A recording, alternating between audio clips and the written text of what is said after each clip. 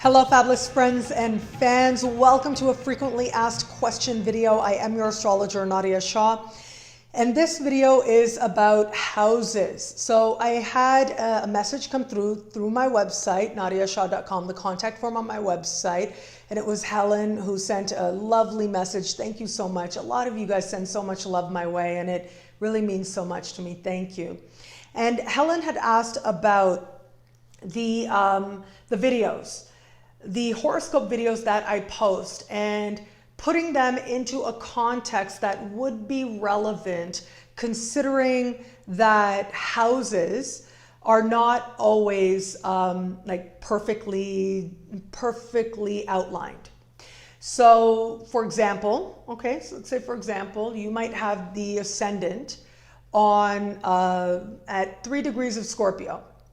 And then you have got your second house starting at, let's say 10 degrees of Sagittarius. If you've got your ascendant there, then when a planet moves into Sagittarius, it may not immediately speak to what's happening in your second house. So how do you sort of gauge what is being shared in terms of how it is speaking in your exact birth chart? So this raised an interesting question for me and made me think about houses. And the thing is that houses are calculated a whole lot of different ways. And this is something I actually talk about in my book, Astrology Realized, that there are a lot of different chart calculation methods. There are a lot of different schools of astrology out there, ways to interpret different symbols in a chart and how that chart is calculated. So the exact borders of the different houses are not always going to be exactly the same from one chart to another. So I'll explain that. What I mean by that is, when you look at your chart, you are at the center of that chart, right? You are at the center, and everything around that chart is a symbol of what was happening around you at the moment that you took your first breath and became a part of everyone and everything. So you took your first breath, you took in the universe, and this chart becomes a mirror to that moment when your soul entered your body and the various composition of your soul. In any given system of astrology, there are a few different ways to calculate different chart points. The two main ones really that are used widely are tropical and sidereal. So tropical is used widely in Western astrology, although sometimes Western astrologers do use sidereal. And sidereal is used widely in Vedic astrology, more Eastern forms of astrology. So that can change the exact degree on the ascendant, but for the most part, if you are working with a chart calculation method that is calculating based on tropical. So what that means is, what does tropical mean? It means that we are calculating the position of the sky based on your relationship to it, based on the season, based on your perception. And that's why this is more widely used in Western astrology, because in Western astrology arises from a paradigm, arises from a worldview in which the individual is the nucleus of the culture. It is you and your perception and your free will and your effort and your focus that manifests what you experience. The individual is the nucleus of the culture.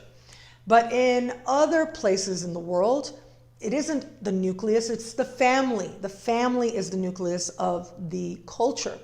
So that makes for a different relationship with the sky. Tropical is based on how we're perceiving it because you are the center of the universe. Sidereal is calculated based on the relationship that the planets are having to various stars in the sky. So it is about how the planets are communicating with other celestial beings, other celestial phenomenon. To put it simply, that is what determines where that planet is, not necessarily how we are perceiving it. So it's a very different way of approaching the sky. It's a different philosophical orientation. And I do think that depending on, what worldview you hold, that's going to speak volumes to what type of chart calculation, what system of astrology you are drawn to. And this idea of the individual as the center of the universe is, it's kind of a long time coming, but it is largely a cultural phenomenon. In part, also largely a phenomenon that we see in cultures that are largely monotheistic as well. So let's say we're using tropical, okay? One of the more widely used chart calculation methods is called Placidus. So tropical Placidus is one widely used chart calculation method. Anyone who's using a tropical zodiac, when you go outside, you have your first breath, somebody goes outside at that exact second and looks all the way to the eastern horizon, that degree, the exact degree and sign on that eastern horizon is going to be the same. Tropical is going to put that at the exact same place. The zenith of the sky is the mid-heaven. It's the highest point in the sky. It is the cusp of the 10th house. And again, as I said, it's as high as you can go. That is, if somebody ran outside, looked all the way up in the sky, the degree and the sign there in a tropical calculation is going to be exactly the same, regardless of whatever else that you're doing. However, once we take that into consideration, how the other houses are calculated can vary widely in some cases, in very significant ways. They can vary hugely. So, for example, Placidus, again, Placidus will give you will give you houses that are not necessarily equal. In fact, rarely they are exactly equal. For the most part, you'll have some houses that have fewer than 30 degrees. You'll have some houses that have more than 30 degrees, depending on where you live on the planet. Like if you live way up north in one of those countries, or rather, I shouldn't say live, if you were born way up north, that first breath took place way up north, then you're going to have a few houses that are very small, and you're going to have at least a couple houses that are going to be very large. That's using tropical Placidus. But there are other ways to calculate a chart as well. And the method that draws you, the method that appeals to you is ultimately going to be one that you feel drawn to. And I think a big part of this is also experimentation. Astrologers do experiment. And you try different chart calculations. You see, okay, one chart calculation puts your sun in one house, the other puts it in another. What makes sense for you? And then that changes the way that you understand not only what system is calling you, but also what calculation method is calling you and what you consider relevant to a particular area of life. And the same is true for all the planets. But let's say Placidus, it can vary widely. There's another way to calculate, which is called equal houses. Equal houses. So literally it is, your ascendant is at 3 degrees of Scorpio. Your second house will be 3 degrees of Sag. Your third house will be 3 degrees of Capricorn, and so on, all the way around, except for the midheaven, right? So the midheaven will kind of stand on its own somewhere in the 10th house. Then there's whole signs, whole signs. So when you are watching a horoscope videoscope, right? You're watching a horoscope video. And this video is, you're watching it based on your ascendant. It is largely looking at and giving you an interpretation based on whole signs. So there is such a thing called a solar chart, okay? And what a solar chart does is it puts your sun in the first house and all the planets that follow. And that is ultimately what sun sign astrology is. It can still be relevant, it still speaks to, provides you with an omen that you need. There's a lunar chart that puts the moon in the first house And then wherever the planets move, speaking to that moon, it still applies. It still speaks to you. But we're looking at it from a whole sign perspective. And the same is true with the ascendant. Looking at the chart from the perspective of putting your ascending sign, the sign on your ascendant, you put it in the first house. But you've got your ascendant inside as a chart point of the first house. And using equal signs. Let's say, again, 3 degrees of Scorpio. Equal signs. All of Scorpio is the first house. All of Sagittarius is the second house, and so on. That is one of the more popular methods that people use when they want to watch horoscopes based on their rising sign. Again, it depends on what system of calculation is calling you, because there are a lot of different systems out there. And it's very difficult to pinpoint, exactly where that border is going to be based on, a lot of it is based on the time that you were born is a part of it, the year that you were born as well, that plays a subtlety also. But if you're looking at a chart from the ascending sign, normally we're going from a whole sign perspective, but if you know, like let's say you know that, again, Scorpio rising, and you know that your second house starts somewhere in the middle of Sagittarius. And right now we have Saturn in the early part of Sagittarius, so that it's not actually in the second house. Well, there are a couple of ways to look at this. It is in the sign on the cusp of the second house, so it is speaking to that second house. But also you can take that into account, and you can know that based on the method that speaks to you, you can consider that. And you can say, okay, I know that it's actually in my first house. So then you could consider watching the horoscope for Sagittarius and seeing if it speaks to you.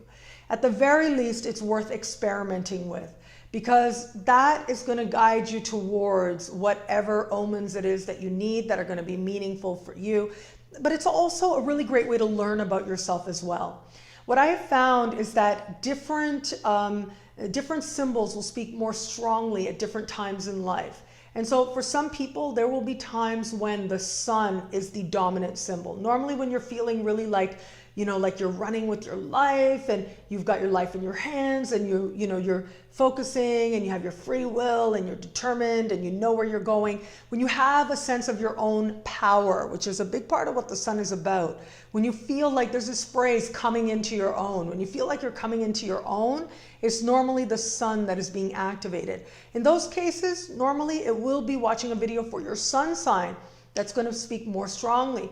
But if you're in a place where it's more about where you are emotionally, your emotional well-being, maybe in terms of love, maybe in terms of family or home, but where it is that you are finding equilibrium, emotional equilibrium, a sense of comfort, if these themes are more dominant for you, then it is going to be that lunar chart. It is going to be what's happening with the moon and your lunar sign that is going to speak. Watching a video for your lunar sign that's going to speak more strongly to you. And then there are times when it's more of a mix and it's a lot about your own journey in light of your unique path and all the different things that are part of it. It's not necessarily that you're thinking about just your comfort. It's not necessarily that you're thinking about all the things that you could do and you're feeling really hyped up and really focused, but rather you're seeking a more balanced perspective. You're seeking to understand various parts of yourself and working with different energies, working on your unique journey. That's when I have found that people are more drawn to, or find it speaks more personally to them, to watch horoscopes based on their ascending sign. But it's a good thing to experiment with. It's a good way to learn about yourself at the very least. And it's also a good way to personalize whatever horoscopes it is that you are drawn to. Because I do think that a big part of horoscopes, I really like doing horoscopes for a lot of reasons. I think that horoscopes are very important. They are a quiet but unassuming but very powerful way that we affirm in the world that the universe is wise and loving, that there's meaning and purpose behind what otherwise might seem chaotic. So even those two little lines in the back of a magazine that, you know, most people just brush off or look at in amusement are actually making a very quiet but profound philosophical statement. And I really like being a part of that. I think that that is important, and I believe that that is part of what I'm meant to affirm in the world, that the universe is wise and loving. That is how I affirm that. So to me, horoscopes matter, and I like being a part of that. And at the same time, it is always valuable to consider that this is affirming that a larger philosophical truth, and it is there to speak to you as you need it to speak to you, and that ultimately, at the end of the day, you are guided to the understandings and the messages that you need to have the clarity that you need to affirm whatever inspiration or hope it is that ultimately you are seeking. And the same can be said, you know, sort of going off in a little bit of a different direction, but I will also say this, you know, ultimately the horoscopes that you are drawn to are going to be based on the worldview that you hold. You can't have astrology without the astrologer. It is you that is perceiving the sky. It is you and everything that you believe about the world, about yourself, in that moment that is interpreting what it is that you see in the sky, but also in terms of what it is that you're reading and what sense you make of it. I know I've been in places sometimes in my life. I remember way back in the day, I remember having a reading once, and this was a huge lesson for me. Many, many years, decades ago, actually. I remember going for a reading, and, you know, she was sharing some things, and it didn't resonate, you know, and at the time I was like, no, that doesn't make sense. And I was saying this to her, and, you know, she just continued with the reading politely, and she said, you know, make what you will of it. And it wasn't until years later, it was like 10 years later, that I remembered that reading, and I realized how right she was. What it was that she was seeing and what it was that she was trying to give voice to, but I was not in a place to receive it. I was not in a place to see it or acknowledge it. So that ended up being a really valuable lesson to me. But also I do think that different astrologers will call to you, and a lot of it is going to be based on what is within you. So I know that when people are drawn to me, because I'm constantly affirming the universe is wise and loving, a part of what it is that draws them to me is that affirmation, is because something inside them knows that to be true, and something inside them wants that affirmed, and wants to be part of that energy that knows that to be true. So ultimately, just like you're going to trust whatever house calculation methods call you, you're also going to trust whatever astrology interpretations call you, and allow this practice of astrology, whether you're, you know, just somebody who's, you know, just about looking at the horoscope, not really about the technical stuff, or you're getting deep into your practice and really studying it from a technical perspective. Ultimately, it is sort of part of a spiritual path, right? It's various degrees on a spectrum of a spiritual path. We all have our unique journey along that path and our unique ways of finding ourselves along that path.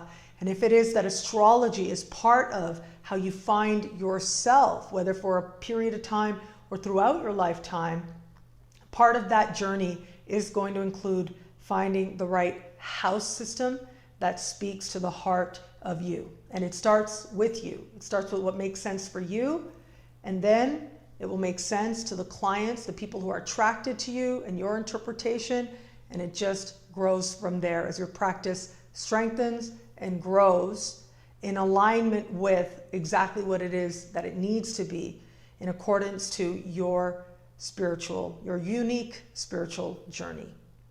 Well, thank you so much for watching. I'm truly so grateful for it. I'm wishing you all good things, and please do keep those interactions coming: Facebook, Twitter, Google+, my website, nadiyashah.com, and the YouTube comments as well.